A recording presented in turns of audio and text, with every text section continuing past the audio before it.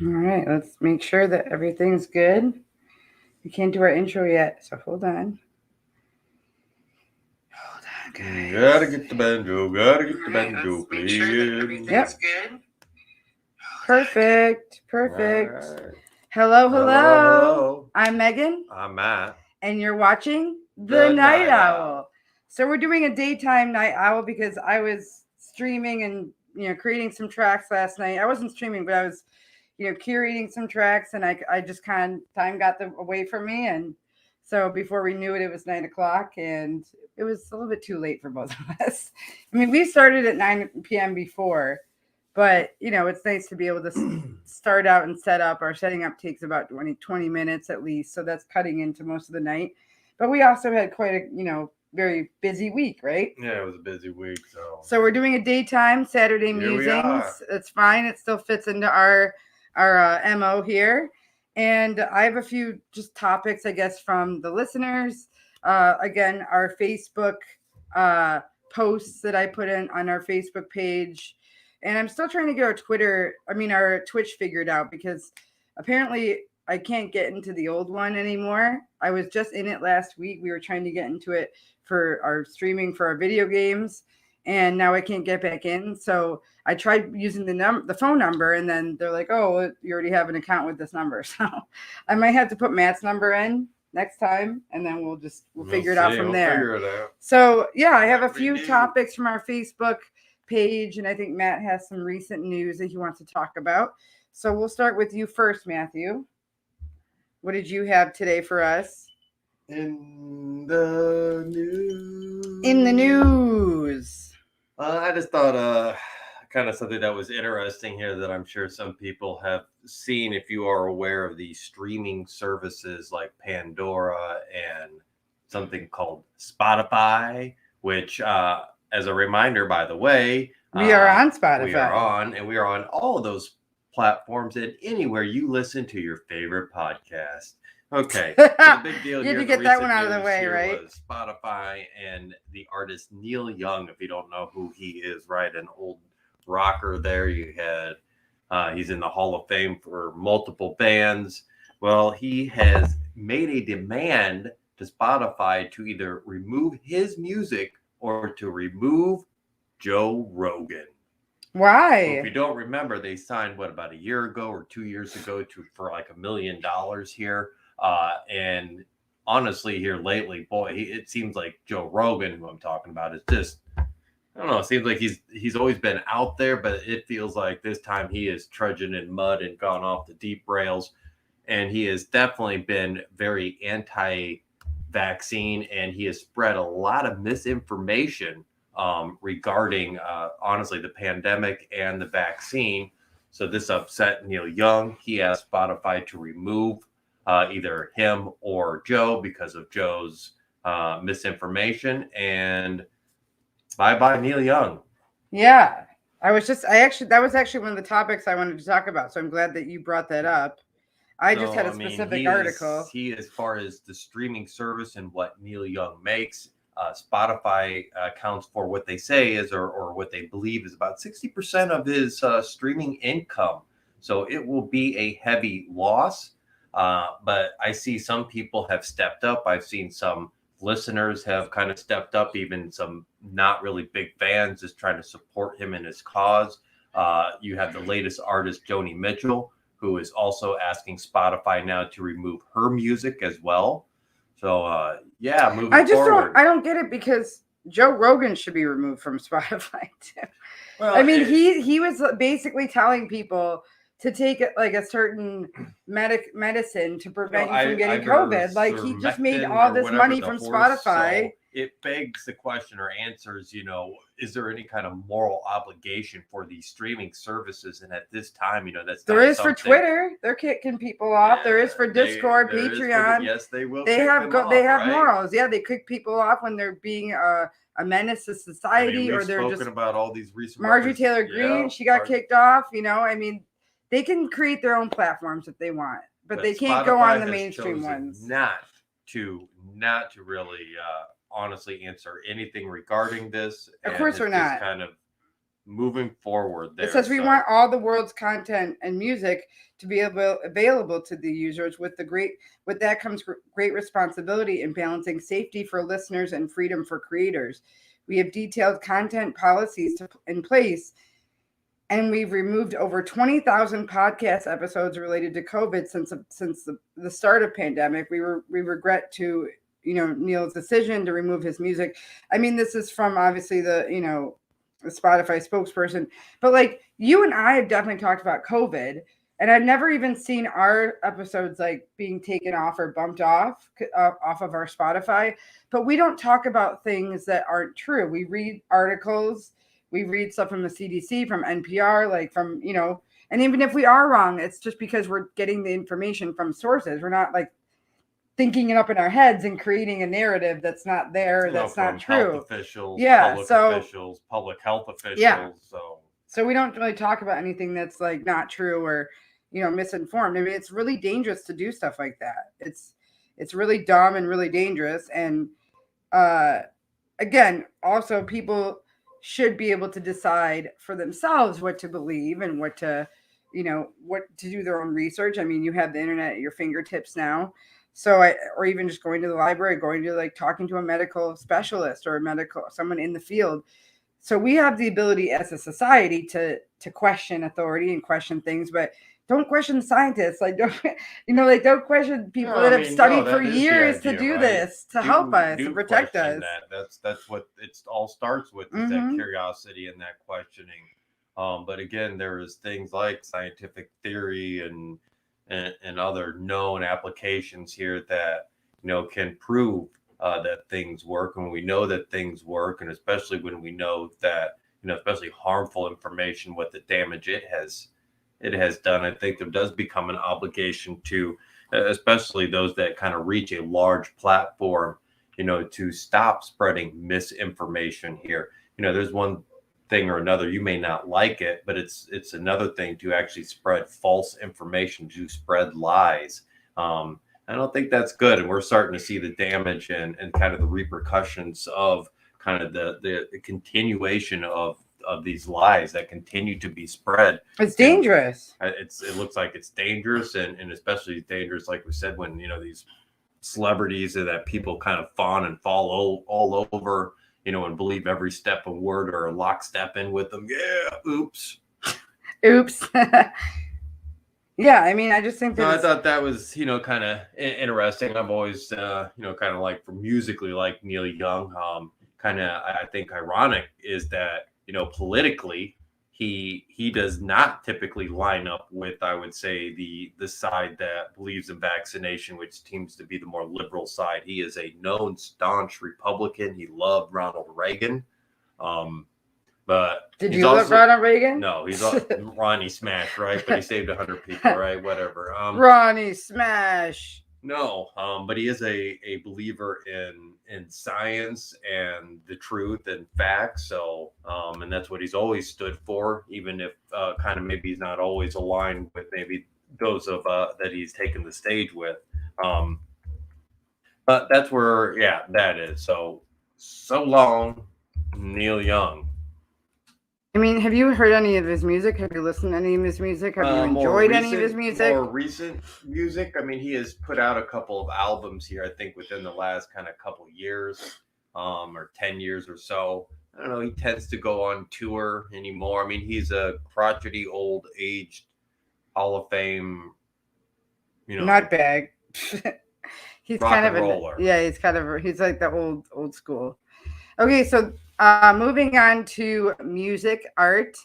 So obviously it'll be art because we're talking about an actor, John Leguizamo. I don't know if you know who that is, Matthew, but I know who John Leguizamo is. So let me just see if I can share this again, because I just want you guys to see his face here. All right. Let's share it, shall we?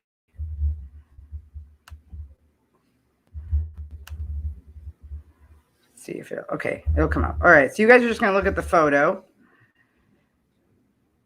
So I'm sorry if it's a little glitchy, if we're moving a little slow. I think it's just because there's a lot going on our Wi-Fi. I hope we sound okay. Let's see if we sound okay.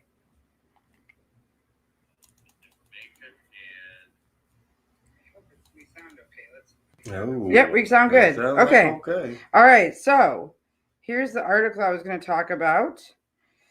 It's about John Leguizamo, and I would say he's a pretty an A-list actor, right? A-list, B-list actor. He's been in TV and movies, and he's always either played a criminal or a police officer, like just a guy from the streets, or like just a tough guy. I mean, he's done voiceovers. Yeah, he was in Memento, which was a really great movie. Yeah, he's done voiceovers.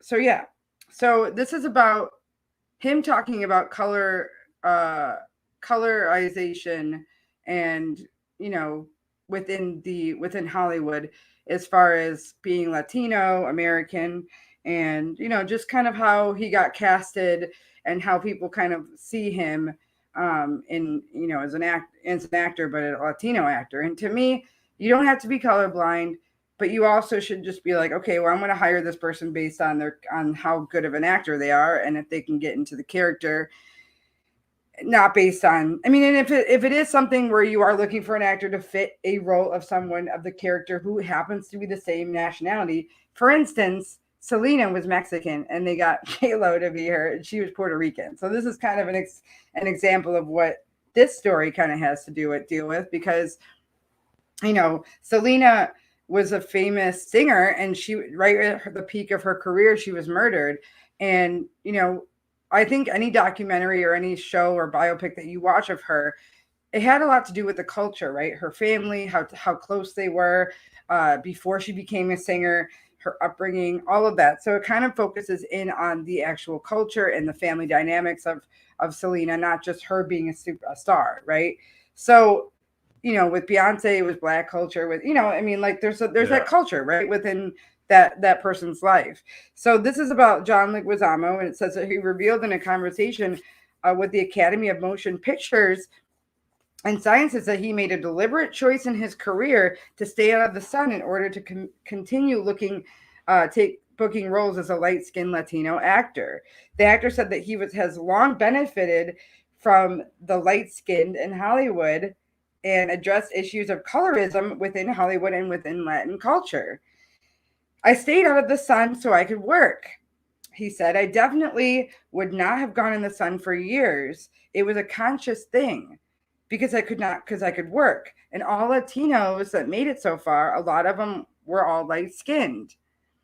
What happened to all the Afro Latinos and the majority of indigenous Latinos? So if you guys don't know what Afro Latinos are, Afro Mexican, Afro Latino is like someone who's black, who's dark skinned, might have similar features to someone who may be from Haiti or Africa, or other other black other countries that have black people in them, but they speak Spanish, they speak Portuguese, or they speak French, or the language and the destination of where they are doesn't always constitute their skin, right? It's just they just happen to be outside a lot sometimes. And then sometimes there's people that migrated from Africa to South America or other countries.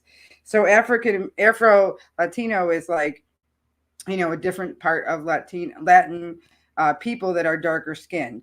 And a lot of those countries, like Guatemala, like when I went to Guatemala, I didn't see many people that were darker, that were very dark. When I went to the Dominican, yes, it was very diverse as far as the skin color. There were people that looked like me, which people think I'm Dominican all the time. And then there's people that they thought looked really light skin, like almost Cuban looking, very light skin. And then there were people that were like super dark, like black, right? So sometimes your skin color doesn't always constitute the country you're from. Sometimes it's just being outside a lot. If you just have the type of melanin where you look dark.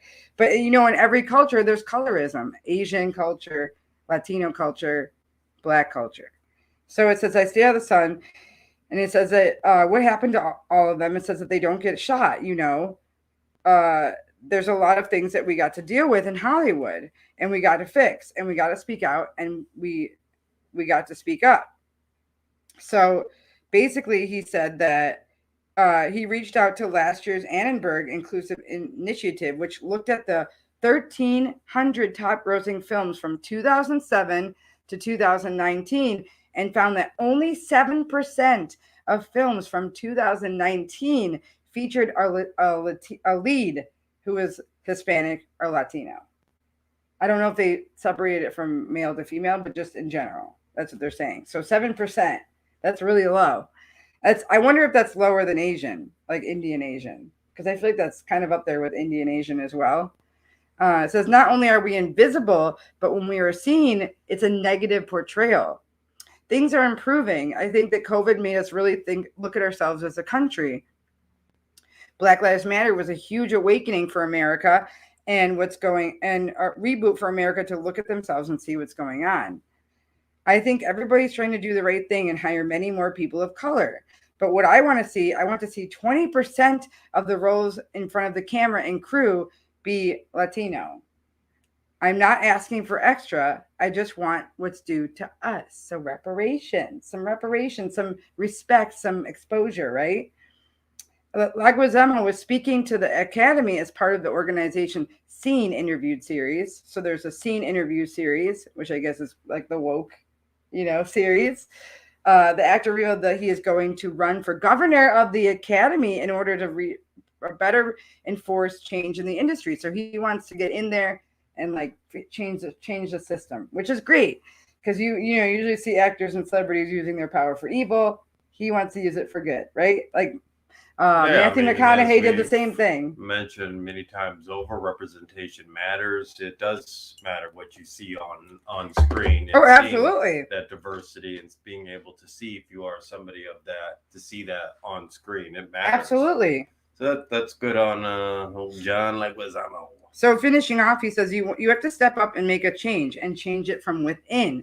Like Leguizamo says, I feel like if you've achieved a certain amount of success, it's your duty to give back. Leguizamo most recently starred in Disney's animated musical Encanto, which I don't think I've heard of it. It's fairly new. It's an animated. Oh, you've heard of it? Yeah. He reprises his voice of the role Sid in Ice Age. I knew that. He was, Adventures of Buck Wild, streaming January 28th on Disney Plus, and also stars opposite Anna Taylor-Joy, Nicholas Hoult in Searchlight's Pictures' upcoming black comedy, The Menu. So watch out for that. I think today's the 29th. So the Ice Age movie has just come out yesterday. So it's available on Disney Plus. And The Menu, which is, I guess, Searchlight. I don't know what Searchlight would be on, though. Does Searchlight have a streaming app? Yeah, I don't think so. So you may have to Google that, yeah. It might be on like Amazon or something, but yeah, like Amazon or a Microsoft store, maybe eventually coming to like an HBO or a Showtime. They all got streaming, honey. They all got streaming. Have you ever seen that? Like, there's so many, especially people with Roku. My friend still has Roku, but she said she's had to replace those little boxes like a few times because they just break so easily. So I'm glad that you and I don't have one. But Apple TV has like pretty much the same thing that like an Xbox would have. And now there's YouTube TV, which is different than YouTube. YouTube TV, I think you pay, monthly, and then there's extra stuff that you got to pay for. But they all have streaming now. I mean, how many streaming? I'm going to do a podcast episode of all the streaming services and see which one's the best. 30 or 40 or 50 of them out there. Do you think? We've got to jump the shark, so to speak. Remember kind of what cable was, and then cable turned into this monstrosity. And then streaming kind of took over, was better than cable. And now streaming is starting to become this monstrosity as everybody under the sun is like, you know what? I don't want my show on that service. I can have my own, my own streaming service. Yeah. So, it's kind of interesting where things have gone, and very rapidly with the number of options out there.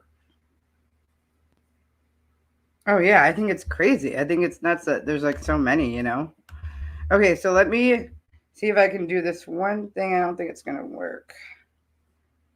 My AirDrop is not working. So this is going to be the next one that I want to talk about. It's more of a meme, actually. It's a meme. Okay, so it's a listener sent me this because I put on Facebook, send me some funny memes, like, that you guys want us to answer to, and what you want the other listeners to answer to. And by the way, I've mentioned this before. I love that you guys comment on each other's comments and you interact with each other. For us, and for me and Matt, that makes it a little bit more fun because it shows that we're not just responding to you guys, that you guys are interacting with each other. It's a community. I mean, that's what it shows. Our little owlings. Okay, our little owlings. If you are new, I'm Megan. And I'm Matt. And you are watching the Night Owl Chicago, an all-inclusive podcast that talks about music, art, and life, and everything in between. Okay. Okay, so this is funny. This is a Reddit post that someone sent me. It said, "Hey, I just became an emo. What is the most emo food?" And then the description says, "I need some emo recipes. I want to live the emo life, so I guess it makes sense that I should eat the way other emos eat. What is the most emo food?" I'm assuming it's like rice and fish or some shit. Now, the reason why I read this is because, that Astro World thing was out before, and now this whole thing with all these emo bands are coming back, right? Yeah, right. We talked and then about they're making that. it's like their last stand, right? So I thought it would kind of fit the narrative and fit like the theme of this ongoing drama. Those that don't know what emo is. Well, you can remind them because you're older than me, so I might get it wrong. So why don't you go ahead? No, go ahead. It's kind of the. Well, I mean, I don't know. I don't know if I just know it's like emotional, dramatic. Usually emotional, dramatic, right? Kind you of feel a lot. Of, down in the dumps. They're always kind of seeking after this. It feels like that. Often Dawson's Creek. It's not That's exactly a good example. Goth. I would say sometimes goth kids probably got confused with emo kids. Confessions of a Drama Queen. That movie's good. Sometimes emo kids were part of the straight edge community, or sometimes emo kids were not part of the straight edge community. I would think Wedding Crashers, like, the son in there, he's pretty emo. He's very dark and dramatic and he's just, everything's intense. Yeah, we talked about, right, the cartoon series Daria. Yeah, right? Daria was totally emo. Yeah. Brother was probably an emo. Oh, for sure. For sure. And she was like in love with him. Okay, so these are the top comments. I'm going to read top comments. And like I said, if you guys ever post anything on Facebook or email us, we will not say your names unless you want us to. So everyone's anonymous. So these are the top comments. Someone said cloves and coffee. And then someone commented on their comment and said, "This is a goth eraser." Cloves and coffee. I don't know about that. Gas station energy drinks and your friend's sweaty candy necklace eaten right off her neck in the excruciatingly platonic way. There you go. I've done that before. I've eaten them. Like, can I? So it's one way you can get close to someone without being creepy. Like, I never eaten off of those things. You wear them. They're jewelry. Once they're on your body, they're not candy anymore. Candy's gross. Yeah, candy's gross. Alice Kelly from the it says from the front with the lots of, okay, it said so someone said if you wanted to post gut-wrenching songs lyrics to your MySpace page, you had to earn it both ways, uphill by being queer baited by your best friend behind the skating rink while you wait for someone's older brother to show up with the steamiest bag of shake you'll ever see in your life. No expectations. The 90s. That was eerily specific. Are you all right? Someone commented, and they said, "Why did the idea get me so excited?" And then someone said, "Spicy chicken sandwich, so you can feel the pain inside." I love spicy chicken sandwiches. I do like to feel the pain inside. Maybe I am emo. I like spicy because I like to feel the pain. Emos don't eat; they live from the electric light on their skin, since they don't usually go outside to get some solar energy. I feel like emo does not fit in with just being white, so I'm not gonna accept that one. I don't know about that one. Are you saying the emos are just white people? Yeah, it may seem like that. I don't know. There are goth people. Yeah, it's a lifestyle, not a skin color. Someone said emus. I think they're trying to be funny. Emus are omnivorous, which means that they eat a variety of plants. Emu. Their food choice depends on what is available. It can include leaves, grass, fruits, native plants, and insects. Emus seek out the most nutritious part of the plant to eat in order to help maintain their huge body weight. Oh boy. That's the best troll I've ever seen. Nothing more annoying than an emu. Emu. They are though. They're kind of mean.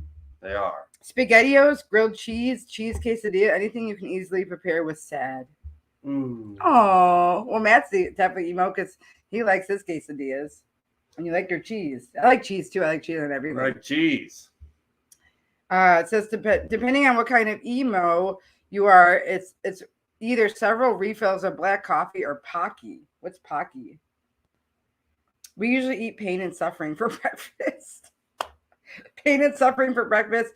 Tears of your enemy for hydration during the day. A warm 2-liter bottle of your favorite dark soda. Monster or Rockstar Energy for another meal. Don't forget all your caffeine doesn't have to come this way. Sadness and cigarettes, and maybe a vodka drink if you need anything else to sustain your emo vessel. And please don't forget to have sushi once a week.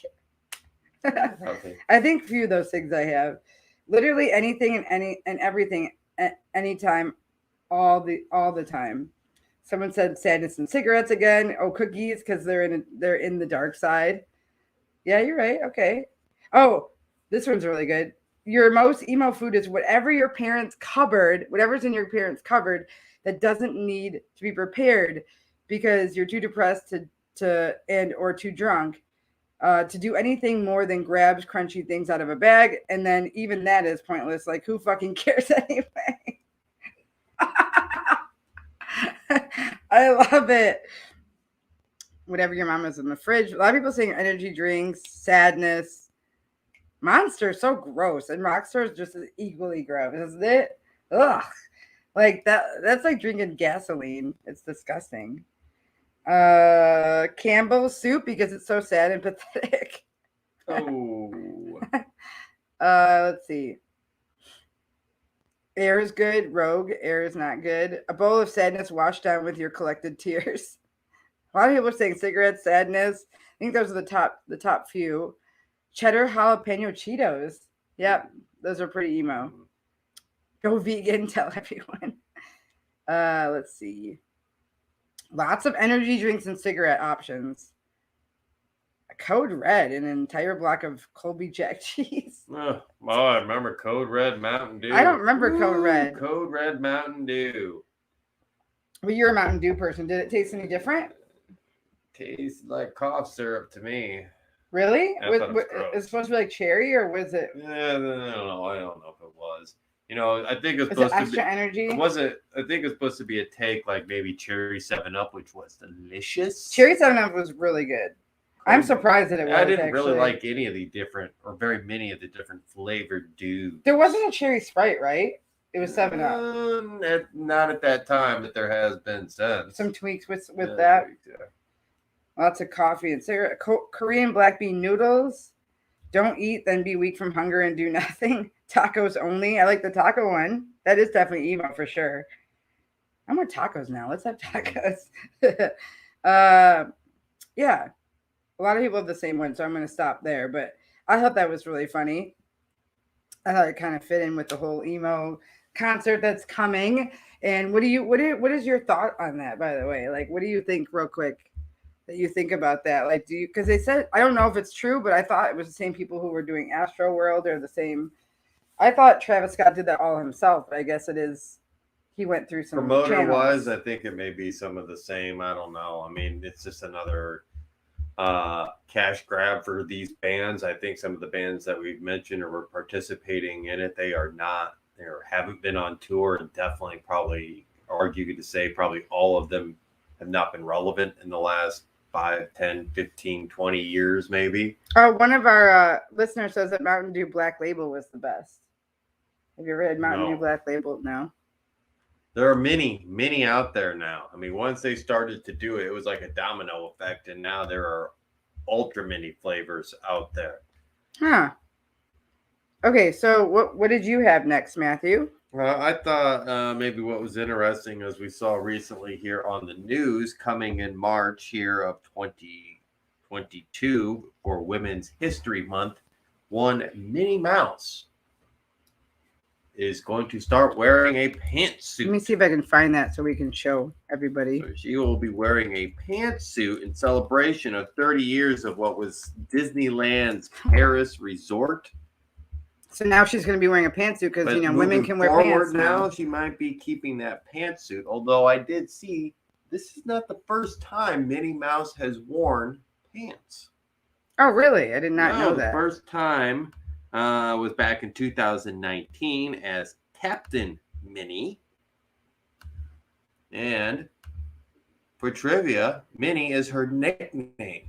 Do you know what Minnie Mouse's You're going to ask me? full name is? Hold on, wait. Let's ask the what her first name is. Let's ask the listeners. Let's give them some time. What is Minnie's full name, you guys? First name. First name. What is her whole first name? Middle name. I don't know. What does Minnie stand for? Yeah, let's give it a few seconds here so we can see. What do you guys think it is? I think it's Wilhelmina. Is it Wilhelmina? Well, Minnie is a nickname, so it's not going to be Wilhelmina, I don't think. Oh, it's a nickname. It's not a nickname. It's her name. Minnie is her nickname of this name. Okay, well, tell us then, because I don't know. Minerva. So is that like a Jewish name? Minerva and the Mouse. Is that no? Okay. Let me show you guys. You can see. Get rid of this thing so you guys can see her pantsuit here. So yeah, that's her pantsuit. So you all can see what it looks like here. Still got the bow and going full on pantsuit. Going Murphy Brown. Yeah, I mean, I like it. I think it looks really good. Like it. It looks good. Yeah, I mean, it looks like I like the contrast between like the red and the blue. And I like that it's, you know, it's form fitting. I mean, her eyes are black, so it doesn't really matter what goes with her eyes. And she's wearing shoes, Matt. She's not wearing heels. No more heels anymore. Time to get power comfy. She could wear heels with that, but maybe like a chunky boot. But that's kind of what she's wearing. They're just not open toe. Or they're not open. You know, they're more like chunky shoes. So I do like them. I think they look good. And I like that it kind of looks like almost like a suit, but it still has... It looks like it's like a zipper suit, like a zipper, you know, like a little hoodie thing, kind of thing. Fashion forward. And her bow looks really cute because it has a stripe on one side and like polka dots on the other. Yeah, no. Yeah, she's doing it. Good job, girl. She's like in the first one, she's like, hey, and the second one, she's like, what? Yeah. Yeah, attitude's changed. Yeah.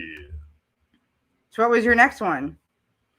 My last one that I had seen here is and that was in our art category. So what's this one? Life category. It'll be probably more life, right? Yeah. So this one concerns one Elon Musk. I don't know if anybody's seen here recently. Elon Musk offered to pay a kid, and by kid I mean a 19-year-old, $5,000 to take down his site. And you wonder, why did Elon want to do that? Well, because the kid's site tracked his private plane. You think using secret espionage, how in the world is a 19-year-old kid from India able to track his plane? Well, the kid figured it out using public data, so nothing special. Jeez. And remember what we said, or what I said when we first saw that? So I said $5,000. I mean, does he not know who Elon Musk is? Apparently he does, because he immediately turned it down and countered with $50,000. Oh, so we did ask him for more. He did ask him for more. Because when you and I saw that yesterday, we were like, oh, like 5,000 is not enough. Like, you need to pay for his college Jack at least. Sweeney, countered with $50,000. And at the time that I last saw, no word out of Elon Musk's camp whether or not he's going to pay the $50,000 and have Jack Sweeney take down that website. As of now, it is still up.